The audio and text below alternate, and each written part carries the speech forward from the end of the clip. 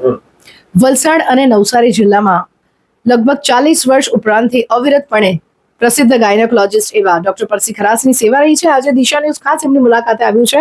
Sir, જણાવશો કે આ 40 વર્ષ ઉપરાંતની સેવામાં સૌથી મહત્વની અને કહેવાય કે યાદગાર ક્ષણ કઈ રહી આપના માટે? થેન્ક્સ દિશાબેન. મહત્વની યાદગાર ક્ષણો તો ઘણી બધી રહી, પણ અમુક ડિફિકલ્ટ કેસીસ, અમુક બ્લીડિંગના કેસીસ, અમુક બીજા ગાયનેકોલોજિસ્ટોએ જે મને રિફર કરેલા કેસીસો હોય, અડધી રાતે જે બ્લડની બોટલો લેવાને જેના માટે દોડવું પડતું હોય, માણસોને દોડાવવા પડતા હોય કે જેથી યંગ લેડીઝો બચી જઈ શકે, અને ખાસ કરીને ઇનફર્ટિલિટી એટલે બાળક ન થતા હોય તેના ક્યાંથી આવેલા બધા કેસ મારી પાસે બાળક જ્યારે હું એ લોકોને આપી શકું, તે ખરેખર મારા માટે એક યાદગાર ક્ષણ થઈ રહી છે. જી સર, એવો કોઈ ખાસ પડકાર, એવો કોઈ ખાસ કેસ આપના માટે?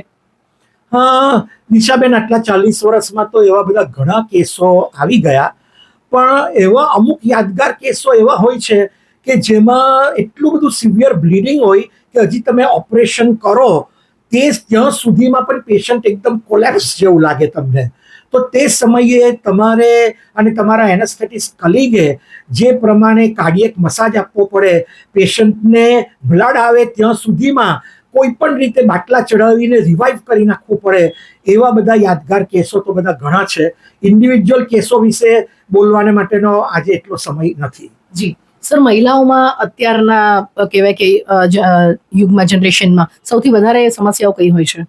મહિલાઓમાં, યંગ મહિલાઓમાં તો પ્રેગ્નન્સીને લગતી સમસ્યા, અને દિવસે દિવસે જે વધતી જાય છે, જે આ 40 વર્ષમાં મેં જોયું છે, તે સમસ્યા બાળક ન થવાને માટેની. સ્ત્રીઓમાં તથા પુરુષોનું વીર્ય પણ જે 40 વર્ષ પહેલાના જમાનામાં જે ખોરાક હતો અને જે રીતે એ લોકોની લાઈફસ્ટાઈલ હતી ને જે રીતે ટેન્શન્સ ઓછા હતા, તે પ્રમાણે આજકાલમાં એટલો ફરક પડી ગયો છે કે પુરુષોમાં વ્યંગ્યત્વના પ્રોબ્લેમ, સ્ત્રીઓમાં વ્યંગ્યત્વના પ્રોબ્લેમ પુષ્કળ વધી ગયા છે. સેકન્ડલી, એલ્ડરલી એટલે કે ઉંમરલાયક સ્ત્રીઓમાં ગર્ભાશયની બીમારીઓ, ગર્ભાશયના કેન્સર, ગર્ભાશયના મુખના કેન્સર, યોનિના કેન્સર, એ બધું ખૂબ વધી ગયું છે. જી સર, દરેક કેસોમાં 100% સફળતા શા માટે પ્રાપ્ત નથી થતી? દિશાબેન, દરેક કેસમાં 100% સફળતા પ્રાપ્ત નથી થતી કારણ કે દુનિયાનો કોઈ પણ ડોક્ટર ભગવાન નથી. એટલું પહેલું યાદ રાખવાનું. ભગવાનને યાદ કરીને જ અમે દરેક વસ્તુ કરીએ છીએ. ભગવાન, ઈશ્વર, અલ્લાહ, જે તમે કોઈ કહો એ બધા એક જ છે. આપણે બધા સેમ એના બાળકો છીએ. તો ભગવાન જે કરી શકે એ કદી ડોક્ટર એટલું બધું ના કરી શકે. એટલે મેક્સિમમ ડોક્ટર મેડિકલ રીતે ટ્રાય કરે બચાવવાને માટે, પછી બાકીનું તો કુદરતના હાથમાં રાખવું પડે. જી સર, તાજેતરમાં જ આપે એક બુક લખી હતી ઇન્ફર્ટિલિટી માટે, વ્યંધત્વ નિવારણની, અને જે આજની કહેવાય કે યુવા પેઢી માટે ખૂબ જ માર્ગદર્શક રહી છે. ઇન્ડિયા સહિત સમગ્ર એશિયામાં એણે આકર્ષણ જમાવ્યું છે. શું કહેશો? એ બુકે મારી જે સાયલન્ટ સ્ટ્રગલ્સ, અન્ડરસ્ટેન્ડિંગ ઇનફર્ટિલિટી કરીને અંગ્રેજીમાં લખેલી ચોપડી છે, એને અંગ્રેજી વાંચનારાઓમાં ફક્ત ઇન્ડિયામાં નહીં પણ ફોરેન કન્ટ્રીઝમાં પણ ખૂબ ફેવરિટ થઈ ગઈ છે. અને મને મેડિકલ કોલેજના ગાયનેક ભણતા અંડર ગ્રેજ્યુએટ અને પોસ્ટ ગ્રેજ્યુએટ સ્ટુડન્ટ્સોએ કહ્યું કે આ ચોપડીએ અમને જે જ્ઞાન આપ્યું છે તે પણ અદ્ભુત જ્ઞાન છે, એટલે એ લોકોને પણ ઘણી મદદગાર થયેલી છે.